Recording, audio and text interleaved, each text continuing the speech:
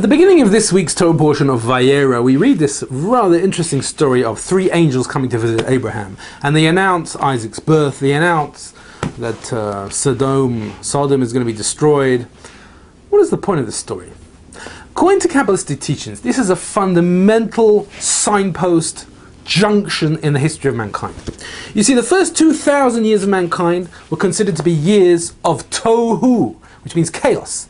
People were dysfunctional in those years. That's why we have the people of Sodom, we have the generation of the flood, we have the Tower of Babel. Mankind was deeply dysfunctional. And it's only at this point in history that a new era dawns, which is the era of tikkun, the era of fixing, of healing, of spiritually healing our souls. And that was really the mission of the Jewish people, to be a light unto the nations, to bring teachings of healing, of light, of peace to the world.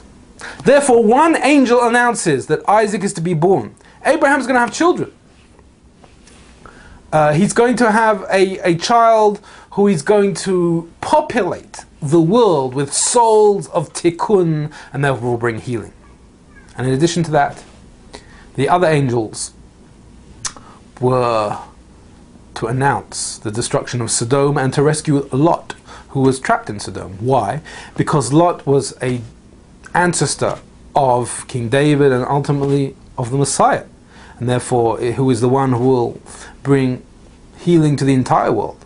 So therefore, to achieve tikkun, that precious soul had to be rescued. So the three angels were essentially angels announcing the dawning of a new era, the era of tikkun, in which we find ourselves to this day. Chapter 18, verse 27, Abraham says, "I would be dust and ashes if it weren't for you." Now that sounds very similar to what Job said in Job 32:2, "I am comforted over dust and ashes." What's the connection? So if you'll remember from last week's Torah and 10, Terach, Abraham's father, was actually later reincarnated to Job. So therefore it's no coincidence that they both spoke in very similar language. Chapter 21, verse 3. Abraham named his son who had been born to him, who Sarah had born to him, Yitzchak, Isaac.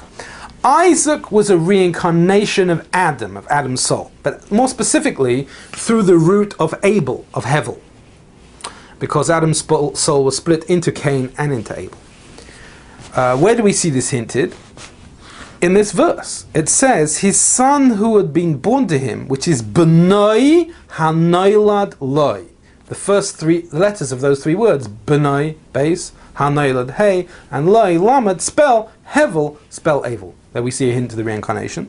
And Hevel is also, the gematria of that word is the spiritual numerical value, which is achieved by adding the value of the Hebrew letters. The gematria is 37, and that's actually the age of Isaac when the Akedah, the sacrifice of Isaac, occurred. Another hint to the idea of his reincarnation. Chapter 21, verse 9. Sarah saw the son of Hagar, the Egyptian, whom she had borne to Abraham, become depraved. What was this depravity? So Rashi says it was he'd become tempted by idol worship. And what was going on here? So Adam, in the sin of the tree of knowledge, committed something which was tantamount to the three cardinal sins of murder, infidelity, and idolatry. And therefore he was reincarnated into Abraham to achieve atonement for the idol worship. He was reincarnated into Isaac to achieve atonement for the murder, and he was reincarnated into Jacob for the atonement for the infidelity. Now what happened here is that Abraham, when he jumped into that fiery furnace of Nimrod who was trying to kill him, and he said, you've got to bow down to an idol or go into a furnace, he jumped into a furnace. That was the tikkun, the spiritual healing of Adam's sin of idol worship. So what actually happened was that little spark of idol worship, which Abraham had inherited in his soul, which he had to fix through the tikkun, then departed from him. That little bit of evil, that little bit of idol worshipping spark, departed from him. Where did it go? It entered Yishmael. It entered into Ishmael.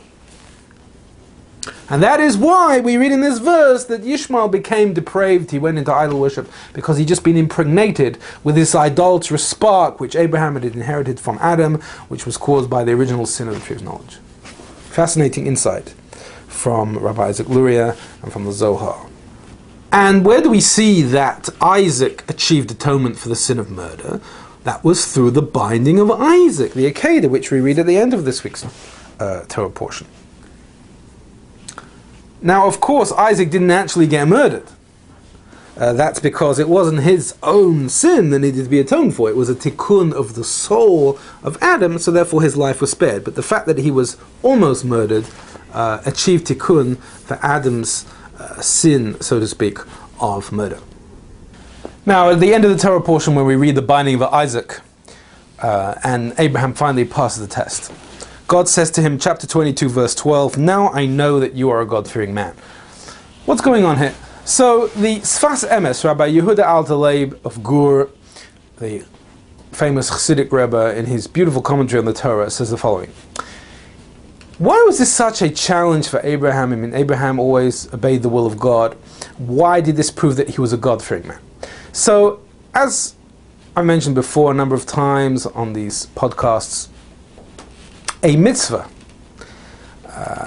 which is usually translated as a commandment, is better rendered as a connection ritual. Mitzvah, in addition to meaning tzivui, commandment, can also have the etymological root of tzavsah, the Aramaic word meaning connection. When you perform a mitzvah, you're connecting to God. It's not just discharging an obligation.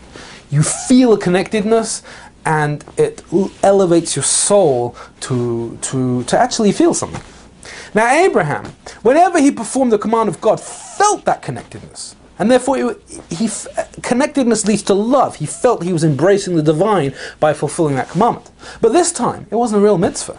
It wasn't a real commandment, it was a test. It was almost it wasn't real. When God said, take Isaac and sacrifice him, he didn't really mean that he had to sacrifice. At the last minute, God was going to pull out. So, says the Sfas Emes, fascinatingly, brilliantly, he says that when Abraham was doing this mitzvah for the first time in his life, he didn't feel connected. Because it wasn't a mitzvah. It wasn't a real mitzvah. So he just lacked that connectedness. And he couldn't understand, why isn't this... Normally I'm filled with love, I want to embrace the commandment. I'm just not getting it. So finally, when he passed the test, God said, now I know you're a God-fearing man. I always knew that you serve me out of love. I always knew that you feel connected. And you feel that you embrace the divine whenever you fulfill the mitzvah. But I gave you an empty mitzvah. I gave you something that wasn't real. And you still fulfilled it. So I know that you're God-fearing too, that you do my word but simply because I said so, and not because you love to do it, or it's your own passion. It really is an act of genuine worship. Spiritual lesson for this week. This Torah portion is called Vayerah, which means that God revealed himself. Now the difference between a conventional religious person and a mystic is that a mystic wants to encounter the divine. He or she wants to experience revelation. That might not be through overt prophecy or seeing a miracle or seeing God, but it's to discern God through the wrappings of the universe. We want to see something palpable. You might not see godliness, but you somehow encounter God in every experience. When the non-mystic prays, God is in heaven, you're down here, and you petition. When the mystic utters his or her prayers, it's like a meeting with God, like going to a business meeting. So therefore, Vayerah is the Torah portion of mystical religious experience. Just as God revealed himself to Abraham, he also reveals himself to you. You just have to learn how to discern the more covert types of revelation that exist nowadays.